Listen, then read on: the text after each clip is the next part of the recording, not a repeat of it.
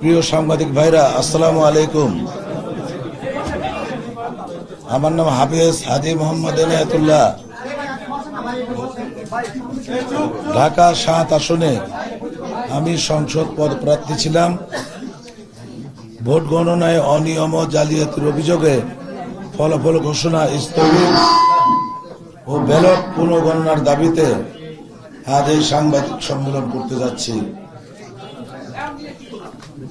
Vote গণনায় প্রধান অনিয়ম ও জালিয়াতি সমূহ: ধানের শীষের অনেকগুলো বান্ডিলে ১০০টি ব্যালট পেপার না দিয়েও গণনায় ১০০টি হিসাবে দেখানো হয়েছে। ২ নম্বর, দাঁড়িপাল্লার পোলিং এজেন্টদের ভয় ভীতি দেখিয়ে কক্ষ থেকে বের করে দিয়ে তারপর রেজাল্ট শিট তৈরি করা হয়েছে। দাঁড়িপাল্লা এজেন্টদের আপত্তি অপেক্ষা করে অনেক পোলিং এজেন্টদের রেজাল্ট শিটের মূল কপি সরবরাহ করা হয়নি। ভোট গণনার সময় গণনার মাঝামাঝি এসে ম্যানিপুলেট ও রিগিং এর উদ্দেশ্যে গণনাকে অহেতুক দেরি করা হয়েছে। কাউন্টার পার্টে এজেন্টদের স্বাক্ষর নেওয়া হয়নি। প্রিজাইডিং অফিসারদের এই সমস্ত অনিয়মকে তুলে ধরে 12/2/2026 অর্থাৎ গতকাল রিটার্নিং অফিসার কার্যালয়ে লিখিত আপত্তি জানানো হয়েছে।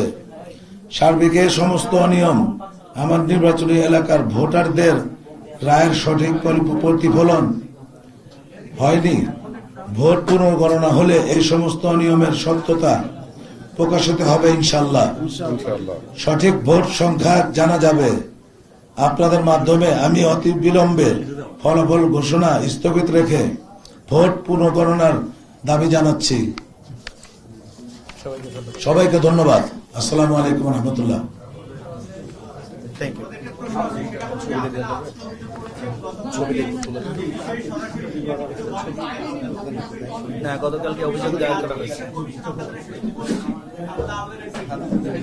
আমরা ভোট চলাকালীন সময়ে ভোট কিন্তু দেওয়া হয়েছে।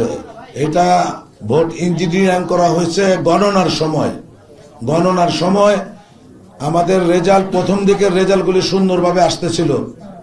হঠাৎ করে দেখা গেল ১-২ ঘন্টা রেজাল্ট সরবরাহ বন্ধ হয়ে গেল, প্রচার বন্ধ, স্থগিত করে দেওয়া হয়েছে। অদ্যাবধি পুনরায় আপনার আমাদেরকে রেজাল্ট জানানো হয়নি। আজকে হঠাৎ করে দেখলাম আমরা যে আপনার ওই রেজাল্ট শিট তৈরি করে ওনারা ওই আমাদের বিপক্ষ পার্টিকে বিজয় ঘোষণা করে দিচ্ছেন।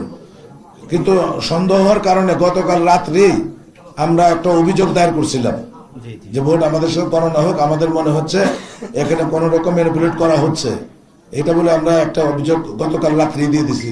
48 ঘন্টার মধ্যে করা যায়। 48 ঘন্টার ভিতরে করে আমরা রাত্রি দিয়ে দিচ্ছি। 48 ঘন্টা লাগেও নেই, 6 ঘন্টার ভিতরে দিয়ে দিচ্ছি। Thank you.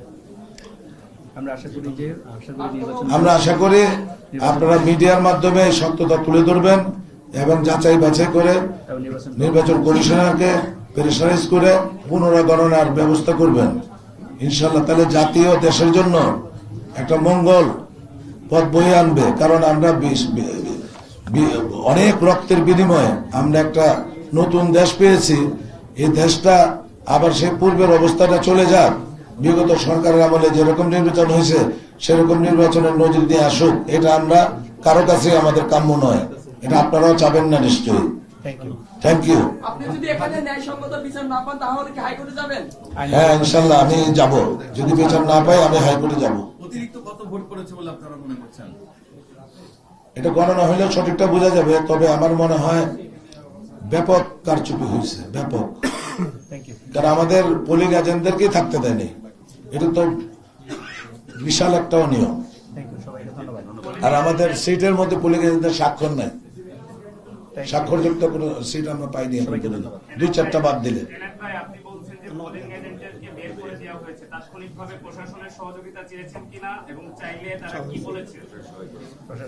প্রশাসনের সাহায্য চাওয়া হয়েছে, কিন্তু অনেক ক্ষেত্রে দেখা যায় প্রশাসন সঠিকভাবে আপনার সহযোগিতা করতে পারেন নাই, বা ওনারা অনেক ক্ষেত্রে ভয়েও চলে গেছে, আমাদের সাথেও যোগাযোগ করে নাই।